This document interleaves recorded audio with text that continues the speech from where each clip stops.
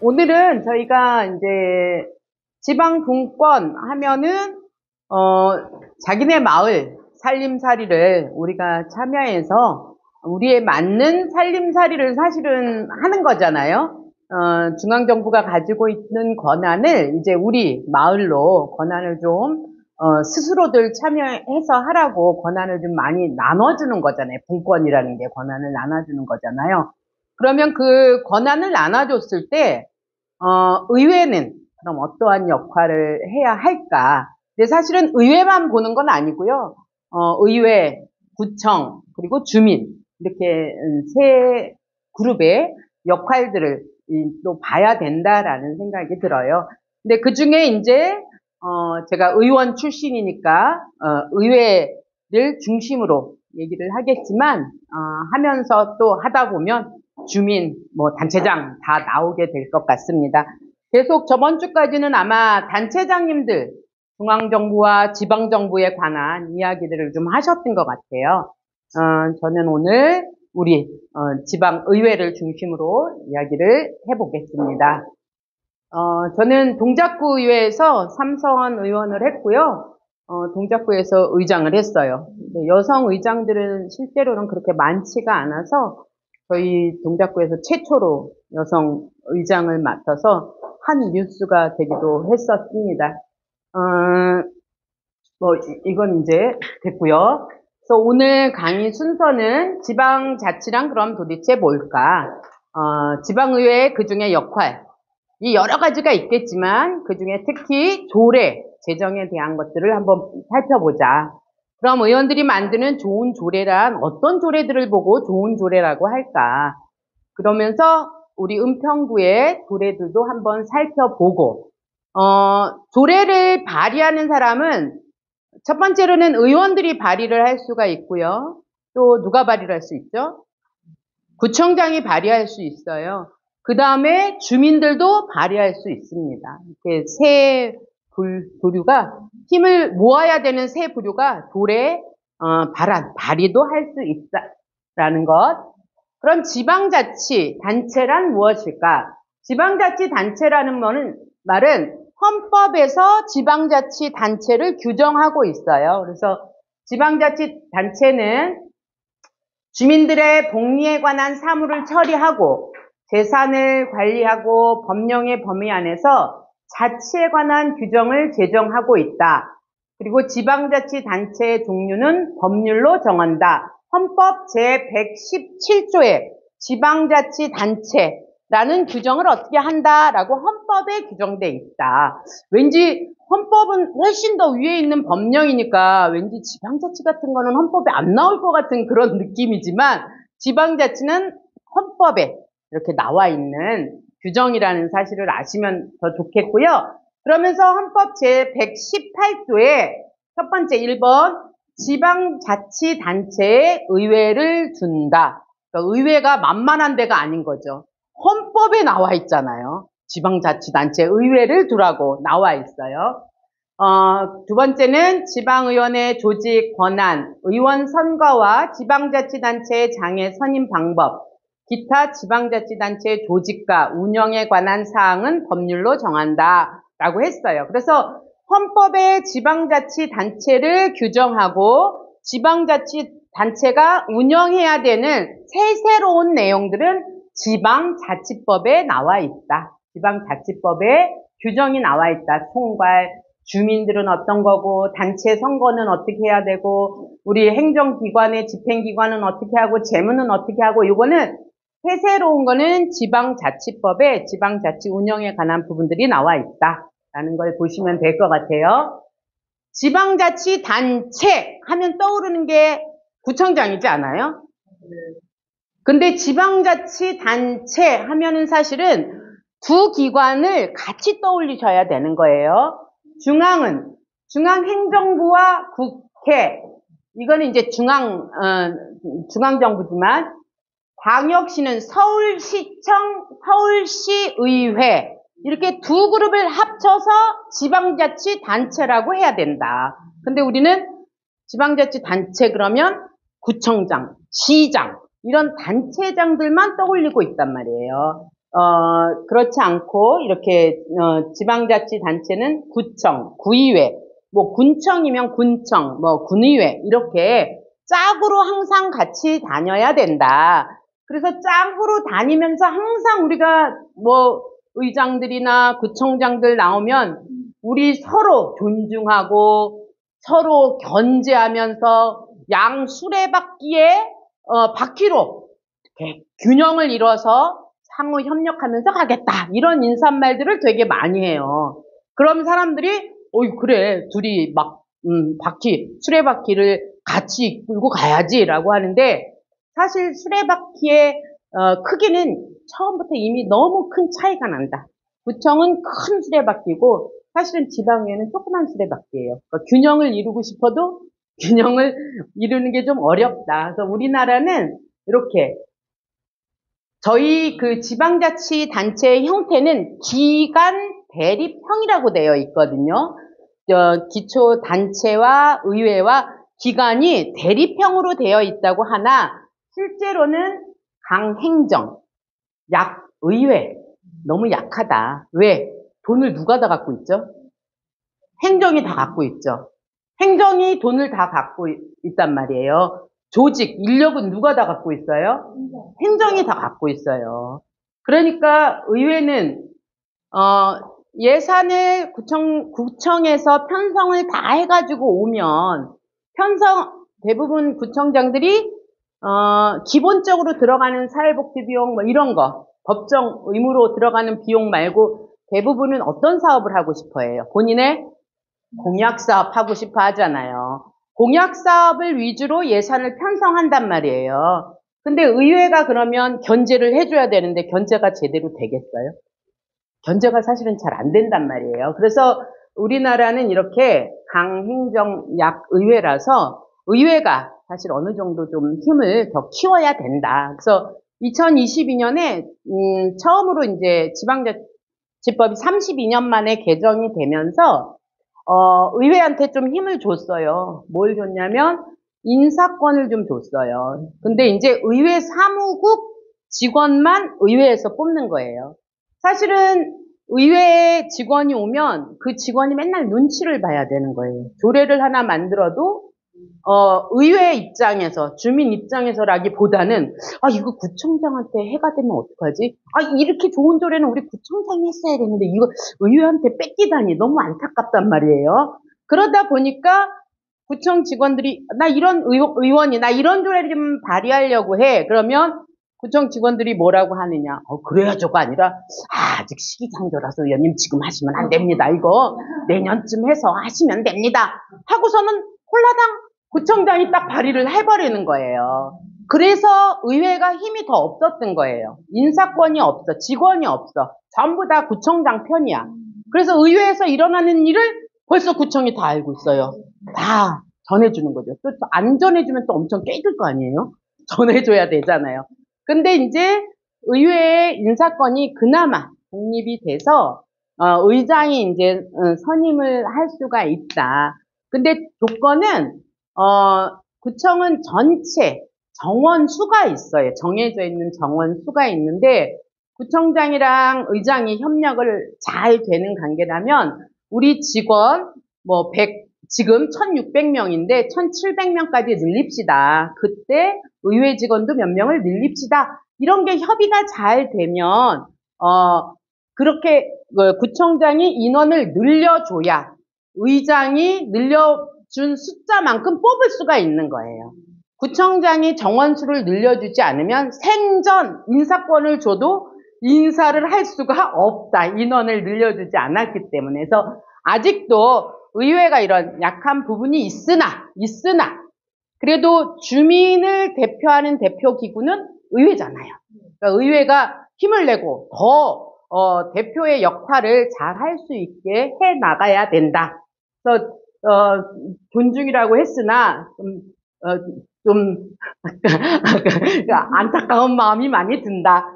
그러면 이제 지방자치단체의 기능과 사무를 보겠습니다. 지방자치단체는 다 법인이에요. 다 법인으로 등록돼 있어요. 은평구청도 은평구청 법인이에요. 은평구 의회도 은평구의 법인회사예요. 법인회사처럼. 그런데 우리나라에는 17개 특별시, 광역시, 뭐 제주도 특별자치도 이런 거 있죠. 광역시 17개, 그리고 시, 군구, 자치구가 226개. 합치니까 몇 개예요? 우리나라 지방자치단체는 243개가 있습니다. 243개가 있다. 대부분 서울특별시 밑에 자치구가 있고 광역시 밑에는 자치구나 구나 군으로 이루어져 있는데 세종특별자치시나 제주특별자치도는 아직은 한계층 구조로 되어 있다. 특별시고 특별도기 때문에 그렇다라는 것들을 보시면 되겠고, 중앙정부와 요건 이제 이따가 뒤에 걸 하고 좀 얘기를 하고 싶은데 이따 조례 만드는 게 더 급하고 중요할 것 같아서 설명을 할게요. 한마디로 중앙정부는 큰일, 나라의 존폐가 걸린 중요한 일, 외교, 국방, 사법, 물가, 금융, 농수축산물 등의 수급, 수출입, 전국적인 기준이 필요한 사무, 전국적 규모의 사무 처리, 그러니까 전국을 포괄하는 건 중앙정부가 해라. 시도는 시도별 동일한 기준이 필요한 사무, 시도별 통일이 필요한 사무, 국가와 시군 자치구 사이에 이렇게 가운데에서 사이에 연락하고 조정해주는 업무. 그러면 기초단위예요. 기초단위는 지역 특성에 맞는 사무를 골라야 되겠죠. 지역 특성에 맞는 사무를 하고 현지성이 강한 사무. 우리 자치구만 특별하게 사실은 뭐 은평구를 봤더니 이상하게 어르신 인구가 뭐 과반수 이상이 됐더라. 그럼 어르신 정책을 훨씬 더 많이 만들어 놔야 되겠죠. 그래서 그 현지성이 있는 강한 사무가 필요하다. 사무 처리의 효과가 시군구의 한정적인 사무, 단순한 집행적 사무 등만 처리해라. 이렇게 되어 있어요, 법에. 그러니까 분권이 제대로 이루어지는 게 아니라 여기 하수인 꼴인 거죠, 아직은. 말은 지방자치분권, 지방자치단체의 독립적인 역할이라고 하지만 업무를 봤더니 다 위임해준 애들만 해야 되는 거예요, 이게. 위임받은 것만 하고 있는 거예요. 그래서 아직도 자치분권이 되면 주민들의 의견이 가장 많이 반영되고 주민들의 참여가 가장 많이 보장될 것이다. 그러나 아직은 좀 부족한 상태에 있다.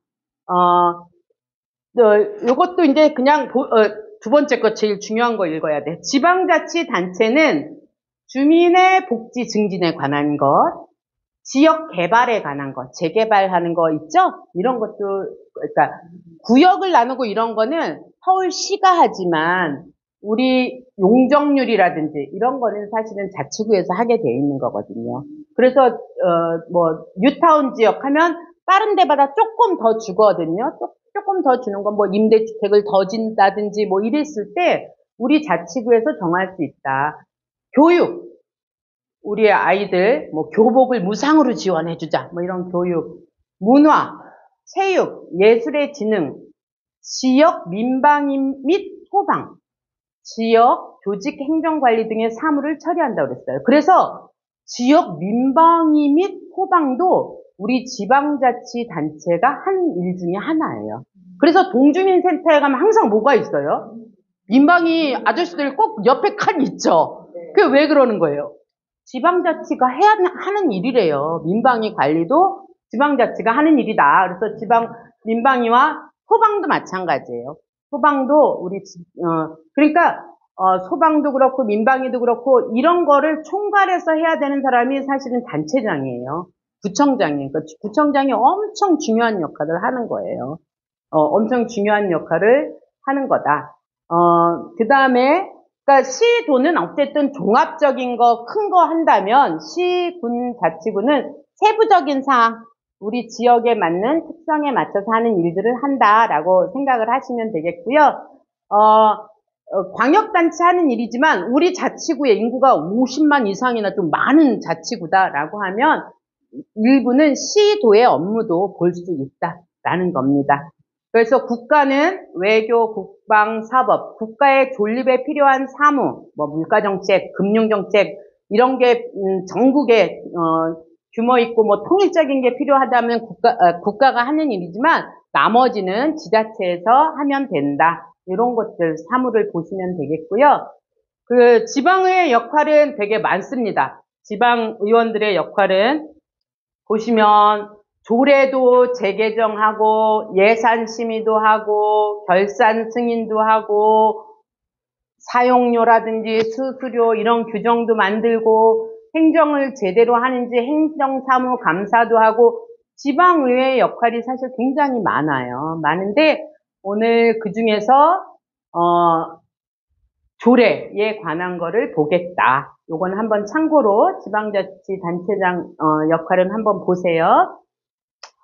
지방의회 역할 중 조례 개정하는 부분들 이게 얼마만큼 중요하냐면 조례가 뭐 법이니까 되게 중요하기도 하지만 또 하나는 그 의회가 역할을 제대로 하고 있는가 안 하고 있는가를 보려면 얼마나 입법 발의를 하고 있는가. 의회들은 입법기구란 말이에요. 근데 제가 이 얘기를 요즘 엄청 많이 하는데 대부분 국민들이 의정 활동이라든지 의원을 평가할 때 저 의원이 조례 몇 건 발의했을까? 이런 걸로 평가를 안 해요. 그걸로 해야 되는데 뭘로 해요? 아이고 얼굴이 안 보이더라. 야 뭐 뽑아줬더니 야 너 얼굴이 안 보여. 얼굴 많이 보이면 그 사람이 의정 활동 하는 거야? 저는 절대로 그게 아니라고 생각이 드는 거예요.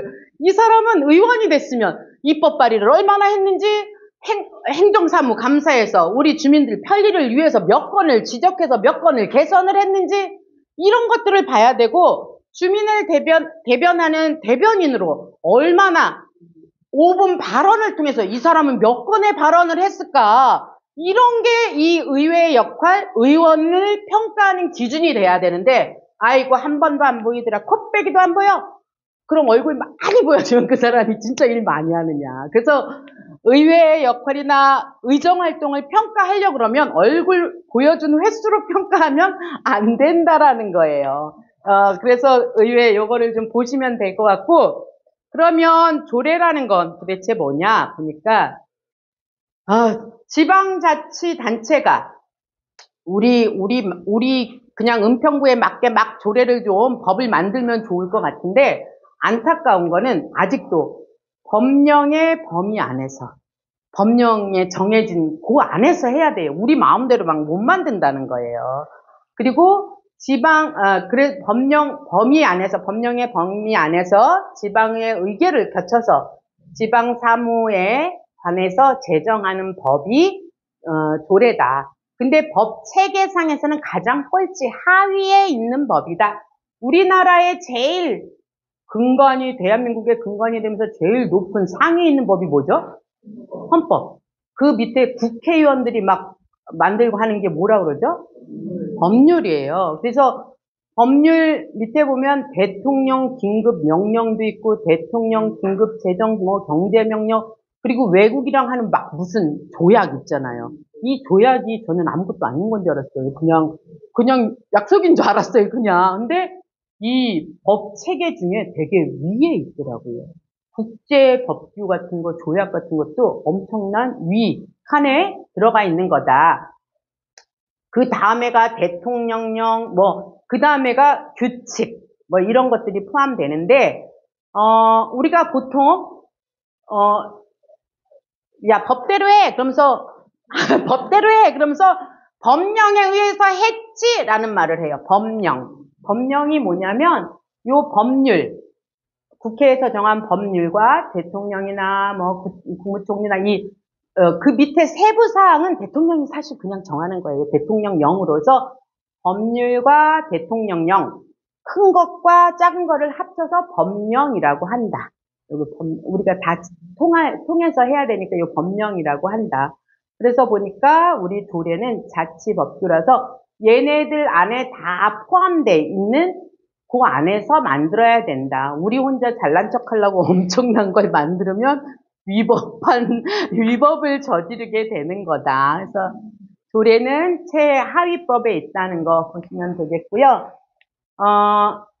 요거 보면 음, 음, 자, 법을 만드는 건 국회와 정부가 법을 만든다. 그리고 그 안에 국민도 국민 발의 법률 발안을 할 수가 있어요. 그래서 법을 바꾸는 건 옛날에는 국회나 정부가 큰 권한으로 독점했다면 지금은 국민들도 참여할 수 있다. 법을 만드는 데 참여할 수 있다. 근데 참여하는 건 실제로는 아직 너무나 어렵기는 하다. 그러나 이런 형식은 분명히 있다. 조례를 한번 보니까 조례는 지방의회와 지방자치단체가 조례를 만든다.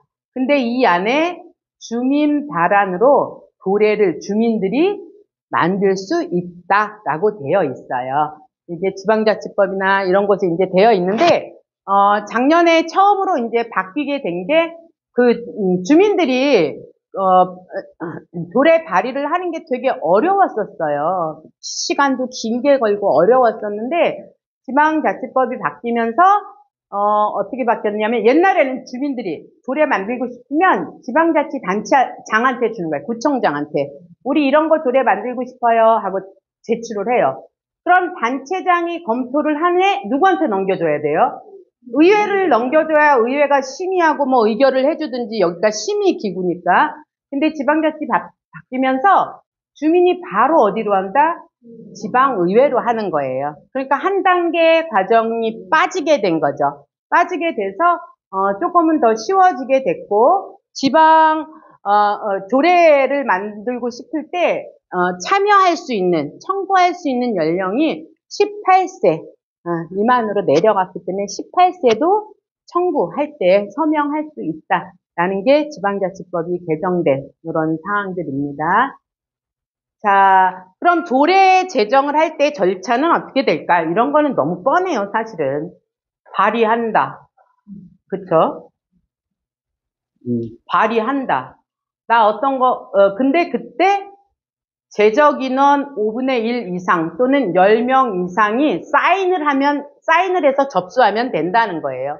은평구의 의원이 몇 명이에요? 맞았어요. 19. 훌륭한 주민이, 공무원이 하나 있네. 훌륭한 공무원이 한 분 계시네. 19명이더라고요. 19명에 5분의 1이니까 몇 명만 사인하면 조례 일단 심의할 수 있도록 해요. 4명만 하면 돼요. 엄청, 의원들이 발의할 땐 되게 쉽죠. 4명만 하면 조례 일단 발의를 하고, 그 다음에 이제 그 다음에는 우리 이런 법을 발의할 거예요 하고 입법 예고를 한다. 근데 입법 예고는 며칠 정도 동안 한다? 20일 정도 한다. 그러면 그때 주민들이 막 의견을 달아줘야 돼요. 왜냐면 안을 올려놓으면 이 안은 이런 것 좀 추가했으면 좋겠다. 이거는 좀 뺐으면 좋겠다. 이때 입법 예고할 때 주민들이 안을 주면 된다. 그럼 예고를 한 다음에 의회에서 이제 심의 의결을 한다. 그래서 의결이 됐다. 그러면 의결한 날로부터 5일 이내에 지방자치단체장한테 보내는 거예요. 구청장한테. 우리 이거 의결했습니다 하고, 그러면 구청장이 그걸 받아서 5일 이내에 공포를 해줘야 되는 거죠. 근데 이때 여기는 보고가 있는데, 이 보고는 뭐냐면 구청장이 행안부 장관 또는 시장한테 우리 의회에서 이런 조례 만들었어요 하고 보고만 하면 되는 거예요. 거기서 안 돼, 된다가 아니라 우리가 의결한 거니까, 그래서 우리는 구청장한테 이송해서, 이런 조례 만들었다 보내주고, 구청장은 그 조례를 상위 기관한테 보고를 한다. 그리고 그걸 받으면 5일 이내에 단체장이 공포한다. 근데 특별한 일이 없으면 조례안 공포한 다음에 20일이 지나면 효력이 발생이 되는 거예요. 그런데 이제 조건을 달기도 해요. 그 조례 안에다가 이 조례는 좀 우리가 시간을 갖고 좀 보면서 해야 되니까 내년 1월 1일부터 시행한다. 이런 것들을 붙이게다가 붙이면 그거는 내년부터 이제 시행이 될 수 있게 된다. 그래서 이렇게 다 했는데 요즘 뉴스에 가끔 나오죠. 제의 요구라는 게 있어요. 제의 요구. 구청장이 의회에서 의결을 해서 보냈는데 기분이 나빠. 별로 마음에 안 들어. 왠지 위법한 사항이, 사실은 위법한 사항이 있을 때 해야 돼요. 근데, 없을 때도 가끔 땀나서 할 때가 있어요. 제의 요구라는 거를 해요. 의회한테 나 이거 못 받아들이겠다 하고 다시 보내기도 해요. 그러면은 이거를 뒤집으려면 의회가 3분의 2가 구청장 편을 들어줘야 되는데 3분의 2가 편 들어주기 되게 어렵거든요. 그러니까 구청장이 어디다가 해야 돼? 대법원에다가 해야 되는 거예요. 대법원에다가 해야 되는 거예요. 그래서 그런 마음에 안 들면 제소하는 이런 것들도 있다라는 거 보시면 될 것 같고요. 아까 설명하면서도 얘기했어요. 조례할 때 우리 마음대로 못한다. 법령 우위의 원칙, 이런 법령들이 훨씬 더 위에 있다. 그래서 우리는 그 범위 안에서만 해야 된다. 그게 조례할 때 법령 우위의 원칙, 그 다음에 법률 유보의 원칙, 조례에 주민의 권리를 제한하거나 의무나 벌칙을 부과하는 내용이 포함된 경우는 법률이 니네 자치구에서 이거 과태료 받아, 뭐 각 자치구마다 과태료를 정한다. 법률이 이렇게 정해져 있으면 우리가 정할 수 있는 거죠. 위임을 해준 거니까. 근데 우리 마음대로 하면 안 된다. 그래서 법률 유보의 원칙이라는 원칙도 있다. 조례 만들 때. 그 다음에 소관 사무의 원칙. 요거는 우리 기초의회에서 해야 되는 일을 그 조례 안에 담아라 라는 뜻이에요. 국가가 해야 되는 일을 여기다 담으면 안 된다라는 뜻인 거죠. 그래서 이런 원칙을 갖고 조례를 해야 된다. 근데 처음 의원들 중에 조례 제정할 때, 발의할 때 이게 국가 사문지 지방의회 사문지 구별을 못하고 대통령처럼 자기가 막 다 해준다고 막 조례를 갖고 와요. 그러면 심의하다가 그런 거는 다 잘리게 되겠죠. 그래서 지방의회 사무가 뭔지를 좀 제대로 알고 해야 된다라는 거. 그 다음에 조례심사 시 특별히 주의해서 확인해야 되는 사항들이 이 조례가 지금 꼭 필요하냐? 조례 개정 이게 꼭 필요한지 필요성을 꼭 확인해야 되고 그래서 필요한 사유가 무엇인지 그럼 이 조례를 만들었을 때 꼭 필요해서 만들었으니 어떤 효과가 있을까? 이런 부분들을 확인하셔야 된다. 또 조례 심의할 때 이거 혹시 상위법에 위반되지 않았을까? 라는 것들도 확인해야 된다. 기껏 힘들게 만들었는데 상위법에 위배됩니다 하면 없는 걸로 해야 되잖아요. 그 다음에 주민, 지역 및 집행기관의 입장에서 판단해줘야 된다. 본인 입장이 아니라 주민들의 경제적인 혹시 이런 거 할 때는 그렇겠죠. 우리 종량제 봉투 가격을 의회에서 정해요. 1리터짜리 100원, 2리터짜리 130원 이런 걸 의회가 정하거든요.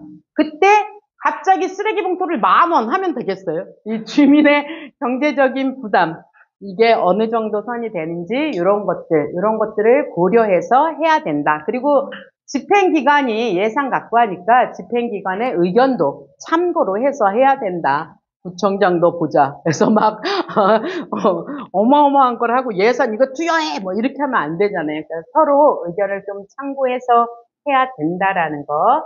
그 다음에 조례에 포함된 행정 절차 및 규제의 과다. 너무 행정 절차를 어디로 갔다가 어디를 통해서 어디로 갔다가 그럼 정말 주민들이 불편하잖아요. 오히려 간소화해줘야 되는 이런 것들이 있어야 되잖아요. 그래서 이런 것들 좀 살펴보고 때로는 단체장이 좀 재량을 발휘할 수 있는 이런 사항들도 한번 살펴봐라. 그리고 조례 시행했을 때 다양한 파급 효과 등도 한번 검토를 해봐야 된다라는 거죠. 요거. 그러니까 얼마나 효과성이 있었어? 라는 것도 있지만 다양한 파급 효과.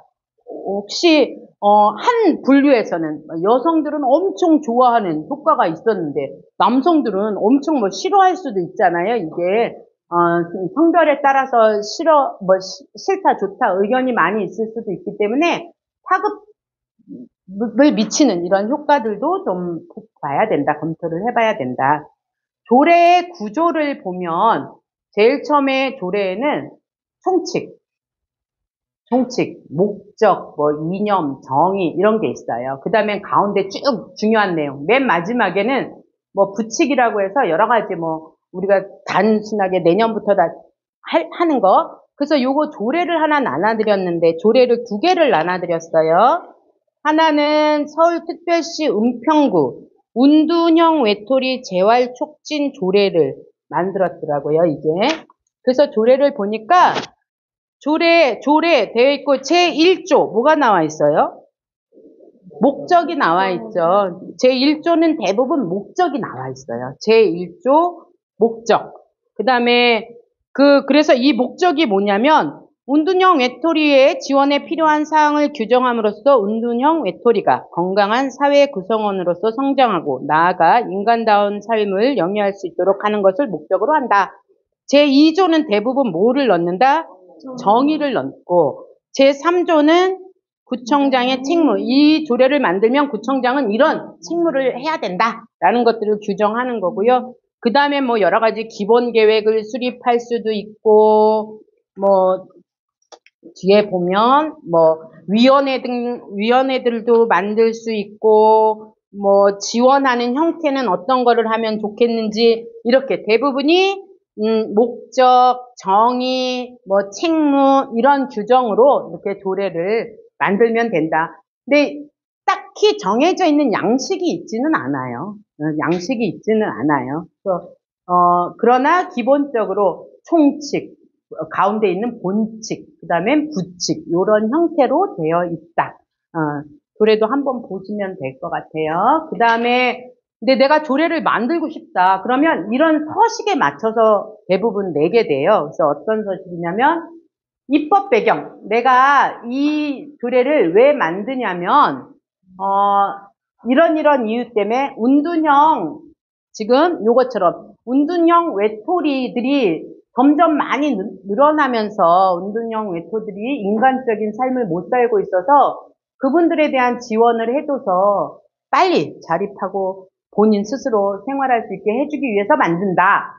법적 근거가 상위법의 근거가 있어야 된다고 그랬잖아요. 그러니까 이거는 상위법의 근거가 여기는 뭐가 있었냐? 상위법의 근거가 없어, 이거는. 운둔형 외톨이는. 상위법에 근거가 없었다, 사실은. 근데 요즘은, 지방의회들이 상위법에 없는데 법률을 좀 잘 만들어요. 그래서 이게 확산돼서 나가면 그때 국회가 만들기도 해요. 국회가 그때 이제 만들기도 하거든요. 근데 운둔형 외톨이는 상위법에 없었어요. 상위법에 없었는데, 은평구는 발빠르게 만들었더라고요. 발빠르게 만들었더라고요. 그래서, 내용은 어떤 거다. 그래서 나는 추진 일정, 요거, 분석, 평가하고, 뭐, 입법 예고하고, 이런 기관들 어떻게 할 것이고, 내가 이 조례를 발의함으로 해서 이런 기대 효과를 나는 원한다. 요런 형식으로 대부분 만든다. 그래서 이따가 여러분들이 평상시에 우리 자치구에 이런 조례, 이런 지원하는 게 있으면 좋겠다라는 걸 생각하신 게 있다면, 이따 요걸 써보면 되겠죠. 입법 배경. 난 이래서 이 법을 하고 싶었어. 법적 근거는 안 쓰셔도 돼요. 우리 사이니까 그냥 상위법 없어도 할 수 있게 법적 근거는 없어도 될 것 같고, 그래서 나는 이런 내용으로 좀 지원을 해줬으면 좋겠어. 그래서 이런 거를 좀 하나 정하셨으면 좋겠고, 그 다음에 저는 사실은 여기 대부분 보니까 지방자치분권위원들도 하고 계신 거잖아요. 그러면 분권이라는 게 얼마나 참여하고 내 의견이 얼마나 반영되고 이런 것들을 하면서, 그래서 정책 제안도 하고, 정책 제안을 통해서 우리의 삶이 조금은 더 좋은 형태로 바뀌게 만드는 거잖아요. 그래서 주민자치분권위원들이 실제로 주민 조례 발안을 하나 만들었으면 좋겠다. 그래서 그거 만든 거를 의회에 갖다 주고 주민 발의로 만들면 좋겠다라는 생각인 거예요. 그래서 오늘 처음 시도하면서 시행하지만 이후에 모임들도 계속 하시면 조례 하나 멋있는 거 만드셔갖고 실제로 은평구 자치분권위원회에서 주민발의 발안으로, 주민조례 발안으로 조례를 만들었다. 이런 것들도 한번 이렇게 언론에 내주시면, 우리 은평구가 역시 뛰어난, 이런 주민들이 많다, 뭐, 이렇게도 만들 수 있지 않을까 싶습니다. 그래서 요거를 보시겠고요. 또 좋은 조례랑 그럼 어떤 거예요? 어떤 건가 보니까, 여기, 2021년 지방의회 부활 30주년 기념으로 행안부에서 주민의 삶을 변화시킨 우수조례 선정을 만든 거예요. 근데 요 기준이 뭐냐면, 최초로 만들었냐? 요런 기준. 이 조례를 만들었더니 얼마나 파급력이 있었을까? 파급력이 있었던 조례. 정책의 시의성, 시대적으로 어떤 의미가 진짜 있네? 그리고 많은 의회들이 쫓아서 막 참여해서 막 만드는, 또는 주민들이 참여하는, 요 파급력이라는 건 어떤 의회가 하나 만들고 나니까 모든 의회가 다 똑같이 쫓아서 사실 많이 하거든요. 그래서 때로는 붕어빵 조례라고 하긴 해요. 붕어빵 조례이기는 하지만 조금이라도 우리 자치구에 맞는 내용이 하나 들어가면 그게 정말 훌륭한 조례가 되는 거거든요. 그래서 최초, 파급력, 정책의 시의성, 참여성 이런 거를 보고 우수 조례라고 했다. 그래서 지금 이제 조금 이따 예를 들어서 조례 잘 된 거를 한번 보겠는데, 서울 시민의 삶을 바꾼 서울시의회도 조례 30선, 그러니까 의원들이 내는 거예요. 난 이런 조례를 우리 자치구 거를 중심으로 했어요. 그래서 법의 제정을 이끌어냈거나 전국의 타 지자체의 조례 제정으로 이어졌는가? 이런 거. 이런 걸 보고 선도성 얼마나 앞서서 나갔냐. 조례 제정을 통해 예산이 절감되었거나 많은 시민들이 혜택을 누렸을까? 정말 효과가 있었을까? 효과성. 서울시의회 30년의 역사적인 변화와 시대상을 반영했어?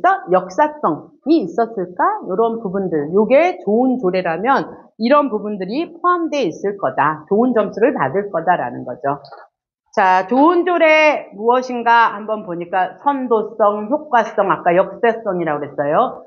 부천시에서 1991년 학교 주변 담배 자동 판매기 설치 현황 조사를 통한 다음에 너무나 많은 거예요, 학교 앞에서. 1992년에 담배 자동 판매기 설치 금지 조례를 공포했어요. 공포했더니 공주시가 95년에. 그쵸? 그 다음에 또, 지금 의정부, 구리, 경기, 서울, 강남, 요거 똑같은 조례를 만든 거예요. 그랬더니 국민건강진흥법에서 2004년에 국가에서 이제 법을 만들어진 거죠. 지자체들이 학생들, 우리 아이들 교육에 안 좋은 영향을 미친다 그래서 1994년에 지방자치법 개정 조례 위반에 대한 과태료 부과 가능할 수도 있다. 이 상위법에 없으니까. 자판기를 설치하라고 그랬지 설치하지 말라는 법은 없을 거라고요.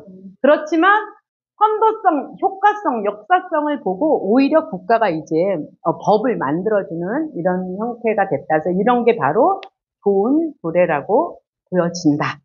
그래서 여기 보면 조례가 먼저 만들어졌어요. 그런 다음에 법률 재개정을 통해서 만들어냈다라는 것. 이런 것들도 보시면 되겠고요. 우리 지역 조례가 궁금하다. 여러 가지 요즘은 너무나 정보 시스템이 많아서 요거는 근데 앱으로는 없어요. 자치법규 정보 시스템이라는 우리 컴퓨터에서 찾아보면 이게 모든 자치구 우리 전국에 있는 자치구 조례만 쫙 다 나와요. 조례만 자치법규 정보 시스템은 조례만 다 나와 있고 국가법률정보센터는 우리 헌법에서부터 모든 법이 다 나오는 거예요. 근데 심지어 거기서 이 지방자치에 위임한 내용만 또 따로 막 알려주기도 해요. 이 법률은 지방 기초단체들한테는 요것만 위임했다. 위임한 거 요거니까 요거 보고 조례해. 이런 것까지도 알려줘요. 그런 국가법률정보센터는 그런 것들도 알려주고 있다. 제일 또 편하게 잘 볼 수 있는 건 은평구청 홈페이지나 은평구의회 홈페이지를 보시면 은평구 것만 나와 있잖아요. 그러니까 비교해 볼 때는 자치법규 정보 시스템에 가면 다른 자치구랑 비교가 되는데 은평구 걸 좀 더 자세히 보고 싶다라고 하면 은평구 의회나 구청의 홈페이지를 참고로 하시면 좋을 것 같습니다. 한 번도 근데 조례 같은 거 안 살펴보셨죠? 한번 살펴보세요.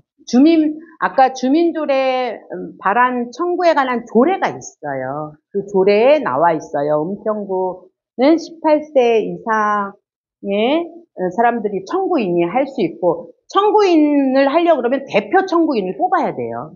우리 서명하기 전에 대표 청구인이 의장한테 내가 대표로 한다 이런 허가를 받고 해야 되거든요. 그런 것도 있고, 그럼 몇 명이 서명을 해야 돼? 연서를 받아야 되는데, 청구할 수 있는 인원의 70분의 1. 그러니까 여기, 은평구가 한 46만 정도 되는 것 같더라고요. 46만 정도 되죠. 한, 3,000명 그 수준으로, 서명을 받으면 주민 발의로 해서 조례도 만들 수 있다라는 걸 알고 계셔서, 조례 한번 만들어 보세요. 의원을 하시든가. 의원을 해서 만들든가, 의원이 못 되면 주민들끼리 모여서 조례를 만들든가, 법을 만들어 보든가, 둘 중에 하나 하시면 될 것 같고, 주민 조례 청구 제도가 그럼 뭐냐?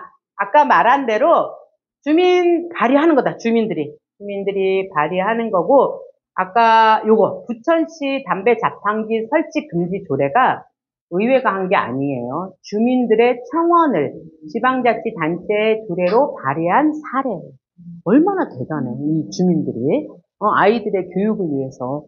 그래서 주민들이 했더니 이게 엄청 전국적으로 다 퍼져나갔잖아요. 이게 바로 사실은 주민들의 힘이다라는 거. 그 다음에 학교 급식 지원 조례 같은 경우에도 엄청나게 퍼져나갔었죠. 그 다음에 무상급식에 관한 조례 같은 것도 엄청 퍼져나갔었죠. 무상급식 같은 경우에도 사실은 우리 주민들이 했다라고 생각을 하셔도 돼요. 요 절차들은 사실 지금 해야 안 외워지고 절차들은 나중에, 직접 해보면 외우지 않아도 다 알게 된다라는 거죠. 야, 막 대표 뽑아야 된대. 야, 서명해오래. 너 몇 장 해와. 막 이런 거 되잖아요. 그러니까 이거는 시행해보면 다 외워진다예요. 그래서, 일단은 대표자, 그 다음에 지방의회 의장한테 대표자 증명서를 발급받아야 돼요. 내가 대표야. 라는 거를. 그 다음에 청구인 대표자가, 사람들 모아가지고 서명부를 만들어서 연서를 받아야 되고, 지방의회 의장이, 좋아요. 이제 신청합니다. 주민 발의로 해드립니다. 해서 주민 대표자가 지방, 의회로 보내서 심의해가지고 조례를 주민 발의 걸로 만들면 된다라는 겁니다. 너무 좋으면 의원들이 가지고 갈 수도 있어요. 그쵸? 원래 그래요? 네, 보셨어요? 그래서, 실제로. 그러니까 의원들이 사실 길을 확 열고 있어야 되는 거죠. 우리 주민들이 뭘 필요로 하는지 간담회도 해야 되고, 길을 크게 열고, 정책 만들 준비들을 하고 있어야 되는 거죠. 그리고 여기 보니까 인구 50만 이상, 여기에 해당하겠다. 여기. 은평구는 인구 10만 이상 50만 미만의 시군 및 자치구는 청구권자 총수의 70분의 1이 서명을 받아야 한다라고 되어 있습니다. 여기까지가 오늘 강의인 거고요.